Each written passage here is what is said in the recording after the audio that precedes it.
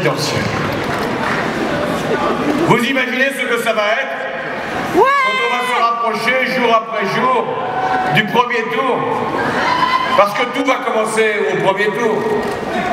Mais quand je vous vois aussi nombreux, aussi joyeux, aussi engagés,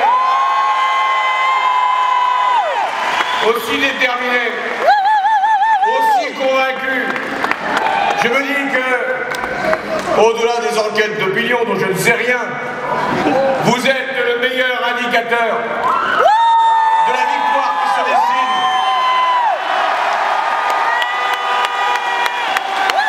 De la victoire qui monte, qui vient, qui va forcément devoir se mériter, parce que rien n'est jamais acquis, rien n'est jamais fait. Rien n'est jamais donné. Les banlieues, grandes oubliées du quinquennat de Nicolas Sarkozy, banlieues reléguées, banlieues abandonnées, banlieues stigmatisées. Eh bien, je veux vous dire ici, vous, hommes et femmes, que l'on dit de banlieues, des quartiers, des cités, vous êtes l'avenir de la France.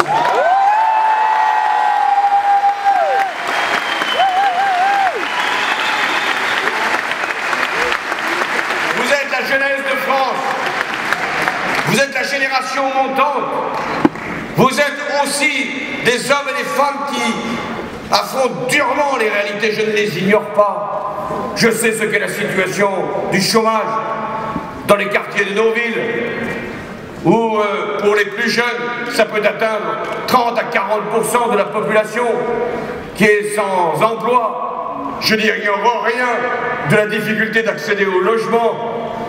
Je sais aussi la dureté des conditions de vie, de transport.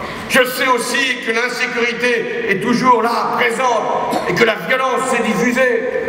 Je sais aussi que cette situation est due à une politique qui réduit les moyens de l'école dans les quartiers populaires, à une politique